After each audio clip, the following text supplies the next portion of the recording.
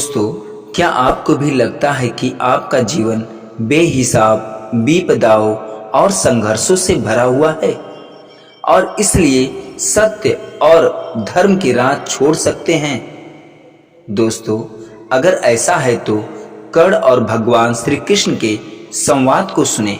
महाभारत के सबसे दिलचस्प पात्र कुंती पुत्र कर्ण ने भी श्री कृष्ण से अपने जीवन के बारे में कुछ शिकायतें की थी। जो जवाब मिला उसे जानने के बाद आप कभी अपने संघर्षों का रोना नहीं रोएंगे। बात है एक बार की, जब कर्ण ने भगवान श्री कृष्ण से पूछा, हे कृष्ण, कृपया मुझे बताएं कि मेरे जीवन को इतना दुखदाई क्यों बनाया गया है। जन्म होते ही मेरी माँ ने मुझे त्याग दिया था। क्या अवैध संतान होना मेरा दोष था? गुरु द्रोणाचार्य ने मुझे सिखाया धनुष विद्या नहीं, क्योंकि मैं क्षत्रिय पुत्र नहीं था। परशुराम जी के पास गया तो उन्होंने मुझे दीक्षित किया, मैं खुश रहा।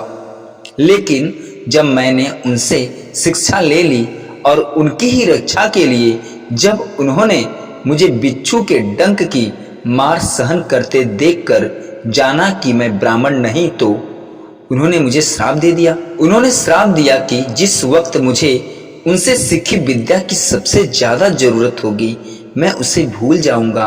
और देखिए कि अनजाने में एक गाय के बछड़े को मेरा बाण लगा तो उसके स्वामी ने भी मुझे श्राप दे दिया कि मैं जैसे मेरे बाण से उसका असहाय बछड़ा मरा, वैसे ही असहाय होकर मैं भी मारा जाऊंगा।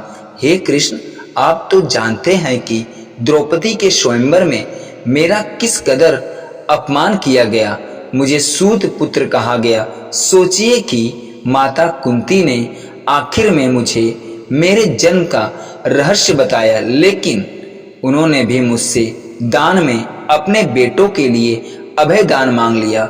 मुझे जीवन में जो कुछ भी प्राप्त हुआ प्रभु, वो दुर्योधन से ही प्राप्त हुआ, तो मैं उसकी तरफ से ना लड़ूं। हे वासुदेव, अब आप ही बताएं कि मुझसे क्या गलती हुई। कर्ण की बातों को सुनकर भगवान श्री कृष्ण मुस्कुराते हैं और फिर उत्तर देते हैं, हे कर्ण, अब तुम मेरी कथा भी सुन लो। मेरा जन्म मेरे ही मामा के कारागार में हुआ। जन्म से पहले ही मेरी मृत्यु मेरी प्रतीक्षा की घात लगाई थी। जिस रात मेरा जन्म हुआ उसी रात मुझे मेरे माता पिता से दूर कर दिया गया।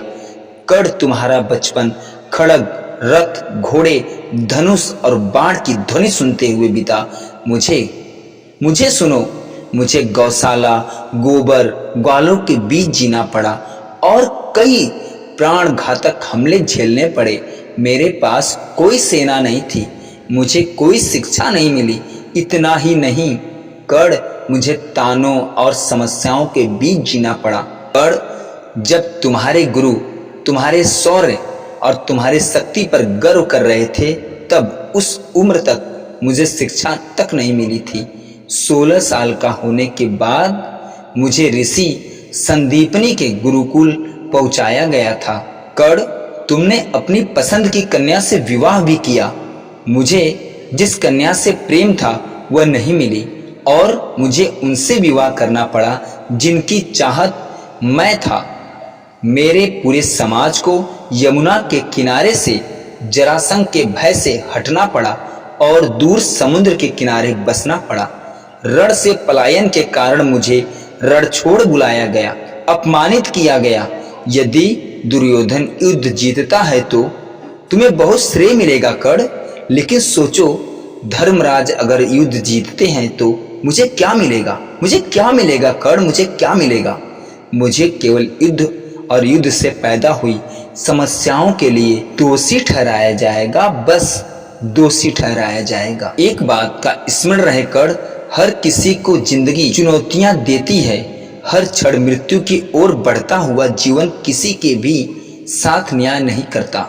दुर्योधन ने अन्याय का सामना किया है तो युधिष्ठिर ने भी अन्याय भुगता है, लेकिन सच्चा धर्म क्या है ये तुम जानते हो कर्ण। हे कर्ण, भले ही आपको जीवन में वह सब कुछ मिले, जिसके आप हकदार हो, भले ही आपने बेहद अपमान की जिंदगी जी हो, आपको इस बात की छूट नहीं कि इन सब चीजों के न मिलने के कारण आप अधर्म की राह पर चल पड़े।